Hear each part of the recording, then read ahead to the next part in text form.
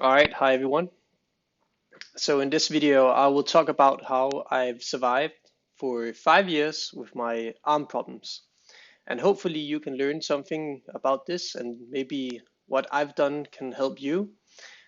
Just keep in mind, this is only what I've done and what works for me might not work for you. So one big thing I do is sleeping with my arm braces. That is tremendous help. That is definitely one of the big things. One of the things I also talked about in my first video, and I still do it to this day.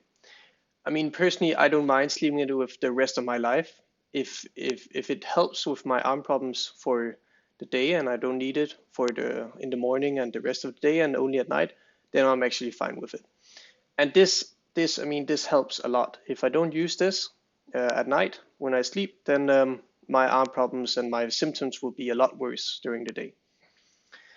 I do two different kind of stretches when it's difficult, when it's the symptoms are quite annoying, and I can feel the tingling in my arms and whatnot.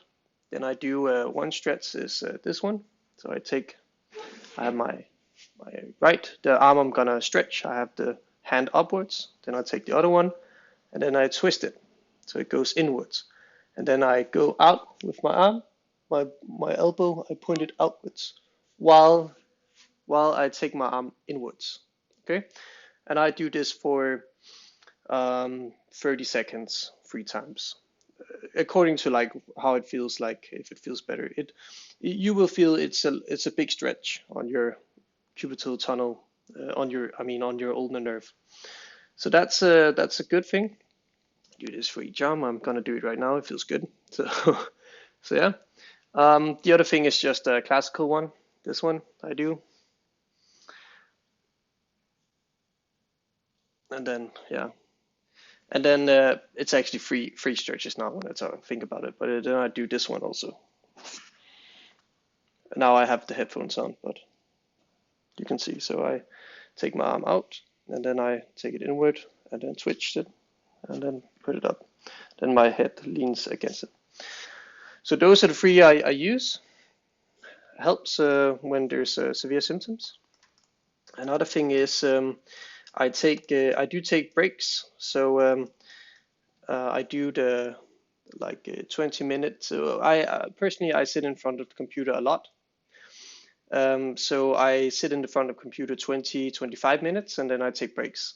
And if sometimes when I work a lot, it can get quite severe. I know from writing a lot on the keyboard, it gets worse when I do that. So during them times, I usually just more read. I use my eyes. I watch videos or whatnot when I'm gonna learn or read and not write. So that helps. Or taking walks or whatever you can do.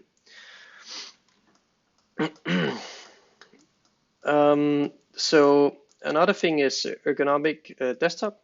So that's quite important too. So I have a standing desk. So that helps with my arm length. So they won't get twisted. So I can I'm more up and then I can have my arm straight while I work. I have silicone gel support, which I have right here. Those I have also help. And then I have an ergonomic keyboard and mouse. So that also definitely helps. It's a Microsoft Sculpt, I think it's called, I use, which I'm quite happy with and been using for years. An example of a bad keyboard is a MacBook. The MacBook Pros, one of the newer MacBooks, they got a butterfly keyboard, and I think it's the model of 2019 or 2018, but they're very bad. Like I can definitely feel my symptoms get worse when I use it. I mean, don't ask me why, but I just know they don't work. I mean, it's awful when I like type on that keyboard. All right, so let's see. Um, Another thing is I know weather makes it worse when it's cold. It makes it a lot worse. So I actually have heating next to keep my desk when it gets very cold. I use that and make my arm hotter in that regard. So that helps. when it gets very cold, it will like the muscle stiffen up, and that will then compress the nerve. So so another thing is I use is when I write a lot, it can feel not that nice when to write, because you feel tension in your little finger and ring finger with this, cubital tunnel that we all got and why you're here. Then I use finger buddies, which actually help quite a lot. This one was from another YouTuber that showed it, but it's actually just you lock your little finger and ring finger with this finger loops. I can put a link down below.